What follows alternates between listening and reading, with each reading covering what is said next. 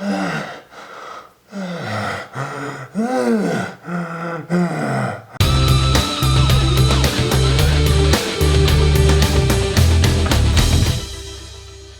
Revenant, widely released in 2016, directed by Alejandro Iñárritu, starring Leonardo DiCaprio, Tom Hardy, and Donald Gleeson. This is a survivalist revenge film that's very naturalistic and has very bleak themes running all the way through it. The vistas are wide and expansive and full of open space. And just like the film, it's cold and it's harsh and it's completely unrelenting. I found the way it was shot and the visceral nature of the film to be the most interesting aspect of this. The way they managed to capture that harsh, savage nature of nature, but also managed to make it seem beautiful at the same time. The violence in this film was so gritty and realistic, at least as far as I could tell.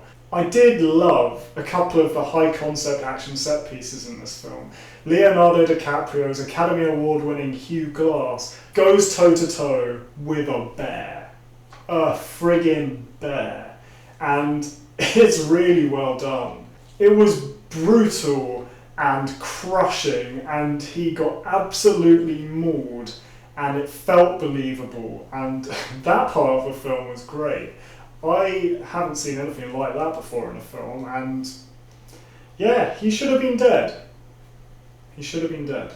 But importantly, he didn't die. He kept going, and he ends up sleeping in a horse, and he ends up fighting this quite grueling battle with the main antagonist, which is Tom Hardy's John Fitzgerald. Oh boy. Tom Hardy is probably my favourite actor in Hollywood right now, and this is just yet another great addition to his CV. He puts on a very good performance. In fact, I enjoyed Donald Gleeson's performance in this. I think this is his best performance that I've seen so far. I didn't like him in Ex Machina, I didn't like him in Star Wars, but I liked him in The Revenant. He is growing as an actor, and this role suited him much better than those other two roles. So that was a positive. This film has loads of parallels with other great revenge films like Gladiator and Apocalypto. It also reminded me of Last of the Mohicans in quite a big way. However, I had quite a few issues with this movie. Firstly, the music. Oh my god, it was just unrelenting. Even some of the most intense scenes, it's really in the foreground, and I was sick to death of the music by the end of the film. I just wanted it to end. It really was repetitive, monotonous. It was so intrusive. Next up, the dialogue. Now, I mean, I enjoy Christopher Nolan's Batman films, but one of the things that I do find almost hilarious is Christian Bale's Batman voice. In this film, there's so much grumbling and grunting.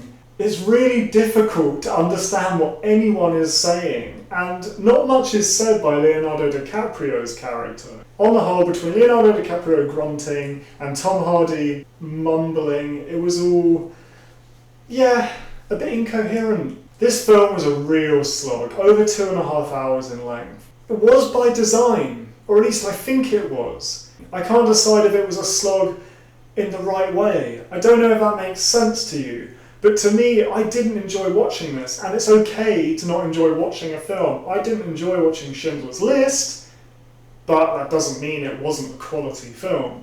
In this case, I didn't enjoy watching this film, and I wasn't emotionally invested. For a revenge film, emotional investment is critical, and unlike Gladiator, which at least sets up his family before they're murdered, this film refers to it having already happened, and yes, you see his son die, but his son was a quibbling idiot, and I didn't find his connection with his son that plausible. I mean, all he did was shout at him a couple of times in flashbacks, and that didn't really endear me to their relationship. I was really suspending my disbelief by the end of this film that he had survived all of these things that he had gone through. From getting savaged by the bear, to falling off mountains and waterfalls, to getting shot and stabbed, and goodness me, I mean, his wounds should have gone septic for a start. But yeah, within the context of the film, I found that difficult to believe. And that, I think, undermined it, because this was going for hyperrealism, and you don't slog through this film if it's not going to feel realistic. So yeah, it didn't really work for me. Final verdict. A 6 out of 10. Silver rating. This is a decent effort, and visually this was appealing, and some of the action plays are great. However, I didn't enjoy it like I should have enjoyed it. This is an action revenge film. Some of the characters weren't really investable, and despite not having many real technical flaws, it also didn't have too much going for it from an emotional standpoint. I have to say, I think Leo deserved his Oscar. I'm not sure it should have been for this movie, but he deserved it nonetheless, and given the competition, yeah, I can live with that. I can live with that choice. But yeah, The Revenant, I think, is a bit overrated. If you've enjoyed it, that's great. I didn't dislike it. But yeah, what do you think? If you've enjoyed this review, don't forget to subscribe to our channel, because we love to have you. I've been Smart Alec. Goodbye for now, until next time.